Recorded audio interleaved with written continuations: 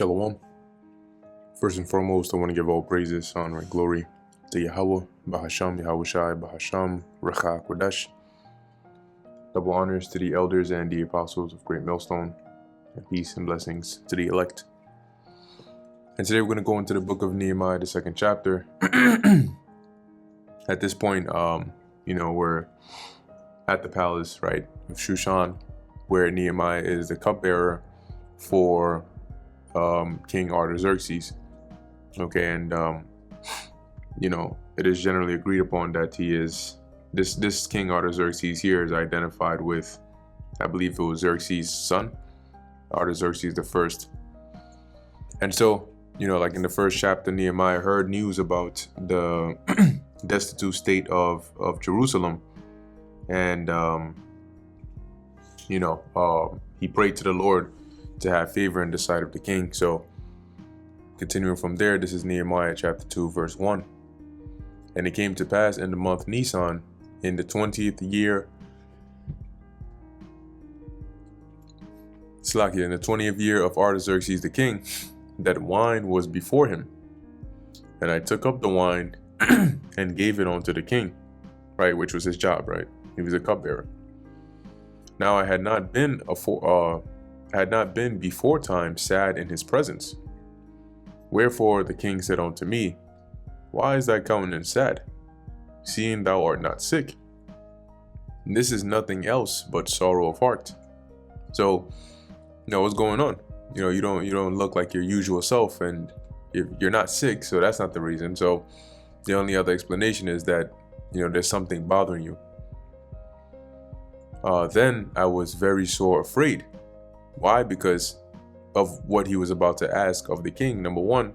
And also, keep in mind, right, like if the Lord didn't put a mild spirit upon this king, he could have easily just done what Pharaoh did, right, to his butler and baker, by throwing him in prison or something like that, to say, I'm not happy with this guy's energy, he's sad and I don't want that over here, get him out of here.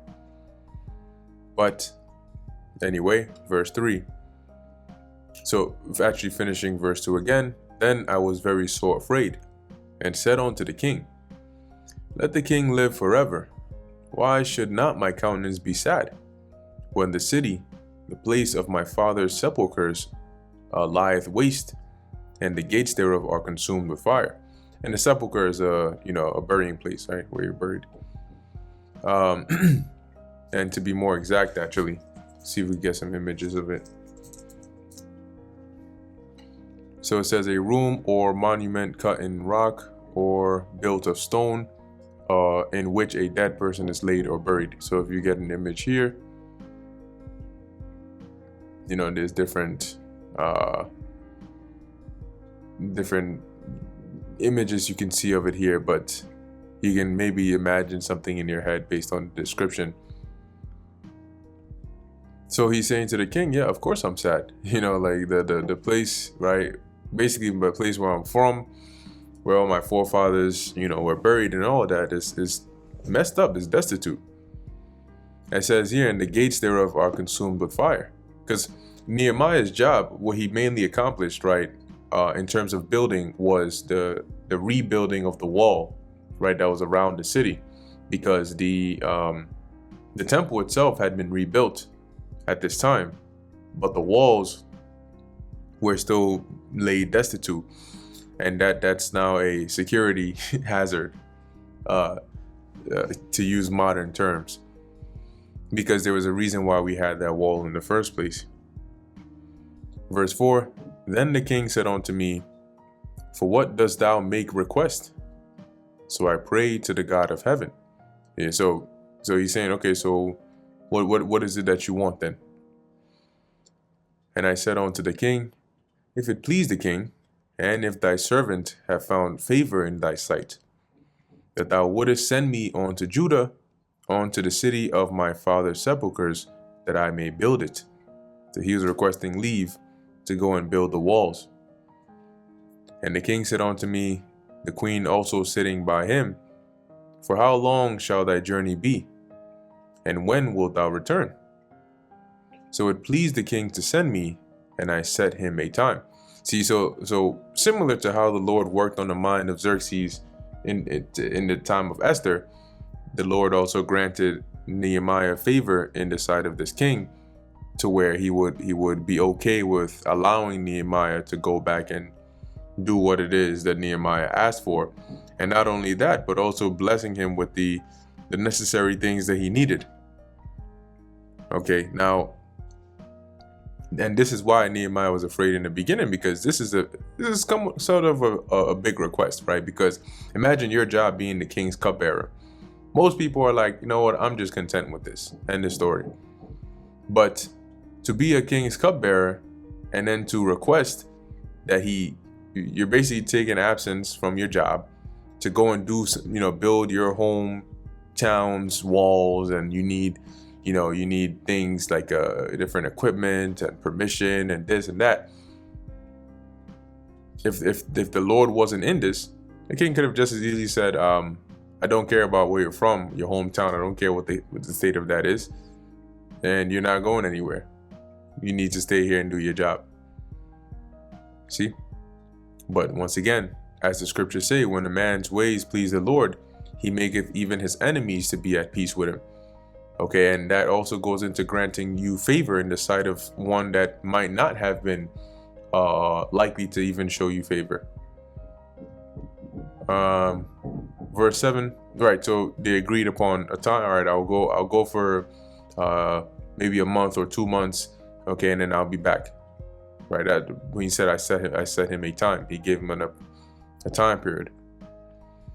Verse 7, moreover, I said unto the king, if it please the king, let letters be given me to the governors beyond the river. Now remember, where he was right now, Shushan Palace, this was on the east side of the Euphrates. Okay, let me see if this is a better. Nah, I'll use this one. This is on the east side of the Euphrates. So if you can make out the words here, you have Susa, which is another name for Shushan. The palace is where it was, right? So the river, primarily the Euphrates River, is over here. This is on the east side of that. So as Nehemiah is requesting permission here for letters to be given to the governors beyond the river, so that they would allow him, right, that they may convey me over till I come into Judah, because the Persian Empire was, had different provinces in there, and each province had different governors that were set up over it.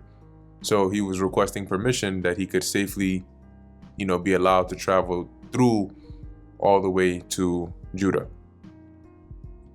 Verse 8, and a letter unto Asaph, the keeper of the king's forest, that he may give me timber to make beams for the gates of the palace, which appertained to the house, right, the temple, and for the wall of the city, and for the house that I shall enter into.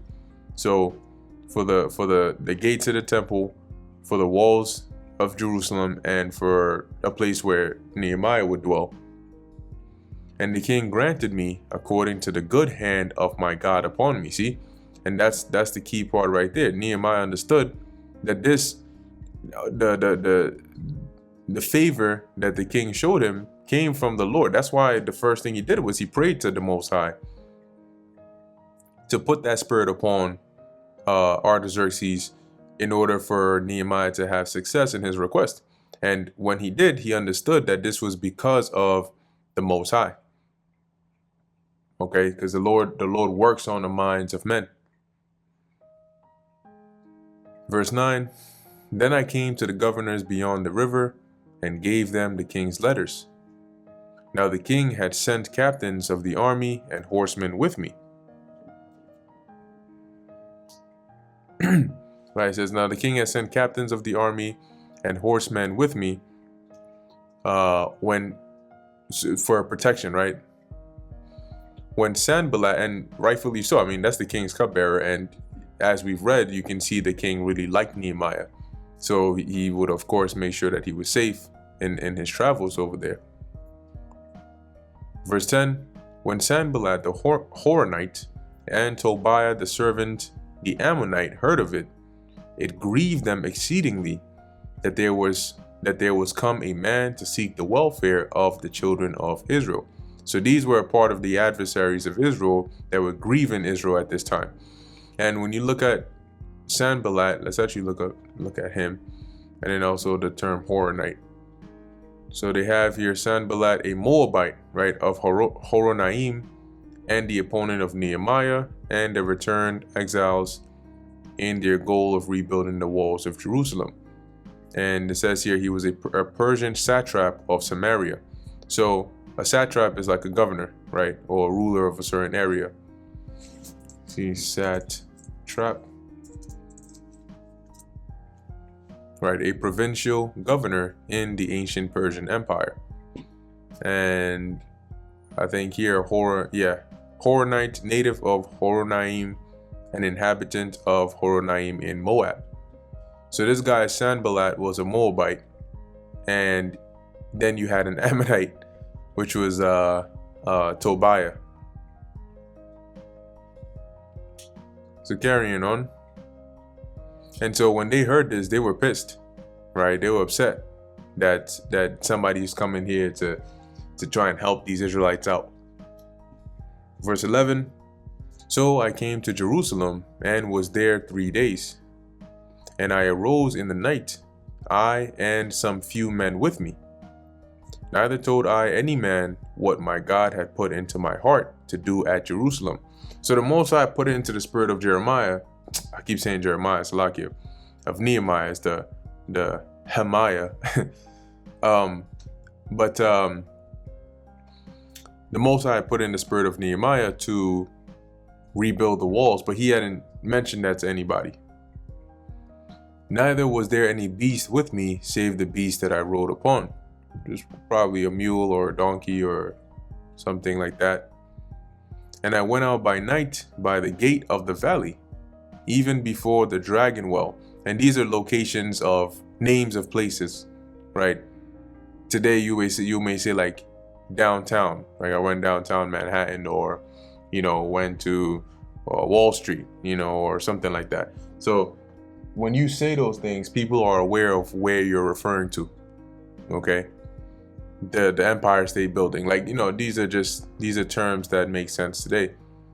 So it says here, even before the dragon well and to the dung port, and viewed the walls of Jerusalem. So he was inspecting, which were broken down, and the gates thereof were consumed with fire. And this was done when the Babylonians had besieged Jerusalem, finally broken through, and they destroyed the walls with the help of the Edomites, right? And they burnt the temple and everything. Verse 14, then I went on to the gate of the fountain and to the king's pool, but there was no place for the beast that was under me to pass. So remember, when he was inspecting, because the walls were huge, so as he was inspecting in that night, he was going on this beast, right? Maybe this donkey or whatnot. But now he gets to a part where there's no space for it to pass.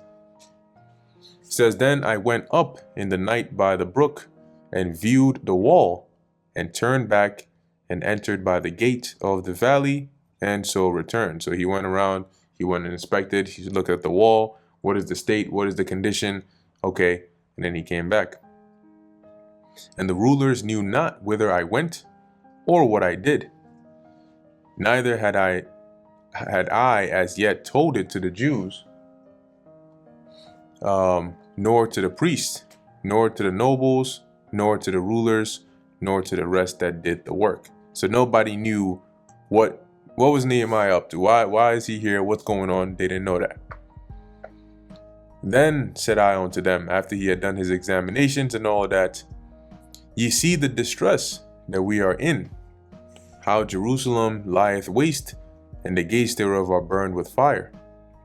Come, and let us build up the wall of Jerusalem, that we be no more a reproach. Because these other nations were not only talking against, but also taking advantage of the fact that we didn't have that wall set up.